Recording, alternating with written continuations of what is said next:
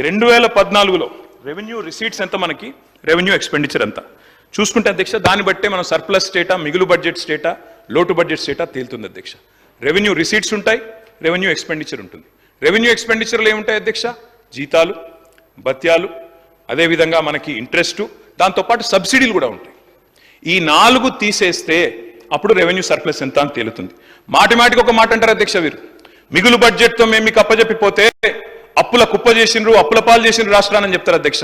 నేను ఇవాళ చెప్తా ఉన్నా, I would like to set the record straight అధ్యక్ష. 2014లో రెవెన్యూ సర్ప్లస్ వాస్ 369 crore. 2022-23లో రెవెన్యూ సర్ప్లస్ వాస్ 5944 crore. నిన్న మీరు పెట్టిన బడ్జెట్ లో కూడా రెవెన్యూ సర్ప్లస్ అధ్యక్ష 297 కోట్లు. అంటే మీరు మాకు 369 కోట్ల రెవెన్యూ సర్ప్లస్ తో అప్పజెప్తే మళ్ళా మీకు అప్పజెప్పినాడు కూడా మేము 5944 కోట్ల రూపాయల రెవెన్యూ సర్ప్లస్ ఇచ్చిన మాట వాస్తవం కాదా? Revenue receipts minus revenue expenditure, అదే కదా రెవెన్యూ సర్ప్లస్. నేను చెప్పింది తప్ప? మరి అప్పుల పాలైపోయింది అంటే ఇంకొక మాట అన్నారు నిన్న ఆర్థిక శాఖ మంత్రి గారు, బాధాకరమైన మాట. జీతాలకు ఇచ్చినందుకు కూడా మేము అప్పులు తెచ్చే పరిస్థితి అన్నారు అధ్యక్ష. మరి రెవెన్యూ మీరు చెప్పిన లెక్కలు తప్ప, మీ మాటలు తప్ప? మీరు చెప్పిన లెక్కల్లో ఏం చెప్పారు అధ్యక్ష? రెవెన్యూ ఎక్స్పెండిచర్లో చూపెట్టారు శాలరీస్, పెన్షన్స్. అందులో ఏం చెప్తున్నారు?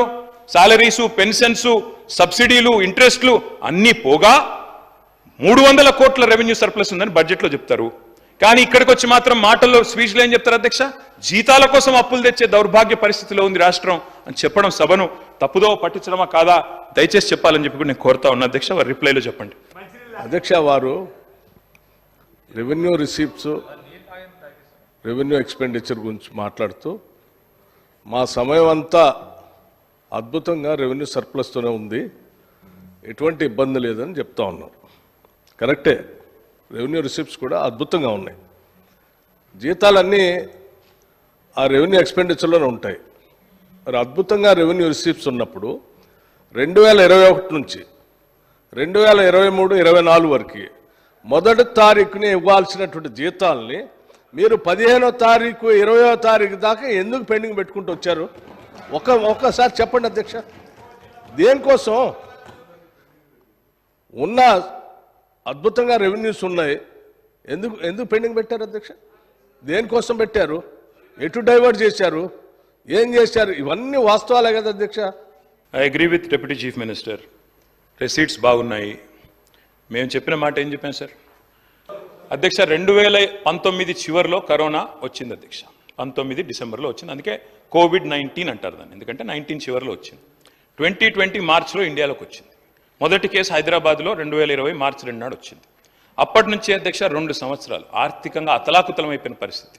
అందుకే అధ్యక్ష మీరు చూస్తే లెక్కల్లో అప్పటిదాకా జీతాలు చక్కగానే వచ్చినాయి కదా అధ్యక్ష. ఆ తర్వాతనే కదా కొంత ఏమనుకున్నాం, ఎక్కడ డైవర్ట్ చేశారో అన్నారు డిప్యూటీ సీఎం. ఎస్, ఎక్కడ డైవర్ట్ చేశాం అధ్యక్ష? మేమేమనుకున్నాం? కరోనా అయినా, ఆర్థిక సంక్షోభమైనా ఆసరా పెన్షన్లు ఆగొద్దు, కళ్యాణ లక్ష్మి ఆగొద్దు, రైతు బంధు ఆగొద్దు, పేదవాళ్లకు ఎస్సీ ఎస్టీ డెవలప్మెంట్కి ఇచ్చే డబ్బులు ఆగొద్దని వాటికి డైవర్ట్ చేశాం. ఉద్యోగులకు 4-5 రోజులు ఆలస్యంగా ఇచ్చి ఉండొచ్చు, మేము ఒప్పుకుంటాం, ఇచ్చి ఉండవచ్చు. కానీ మీరు కూడా దయచేసి గమనించుకోండి, సరి చేసుకోండి. ఈ రోజు కూడా బట్టి విక్రమార్క గారు నేను కోరుతా ఉన్నా, మీరు కూడా మిమ్మల్ని మీ డిపార్ట్మెంట్ తప్పుదోవ పట్టిస్తోంది. చాలా మంది చిరుద్యోగులకు నిన్న హరీష్ గారు చెప్పారు, సిర్పూర్ కాగజ్ నగర్ ఎమ్మెల్యే గారు ఏం చెప్పారు అధ్యక్ష? కాంట్రాక్ట్ మెడికల్ ఆఫీసర్లు 10 నెలలుగా జీతం లేకుండా ఉన్నారు. దయచేసి మీరు కూడా రివ్యూ చేసుకోండి, విమర్శ కోసం విమర్శ కాదు. దయచేసి వారిని ఈ విషయంలో ఆలోచించాలని చెప్పి నేను కోరుతా ఉన్నా. మొన్న మా శాసనసభ్యులు పెద్దలు హరీష్ రావు గారు చెప్పారు అధ్యక్ష, అప్పు అప్పు అప్పు అంటూ ఊదరగొట్టాడు. నేను మళ్ళా చెప్తా ఉన్నా అధ్యక్ష, అప్పులు రెవెన్యూ రెసీట్స్కు లోబడే ఉన్నాయి.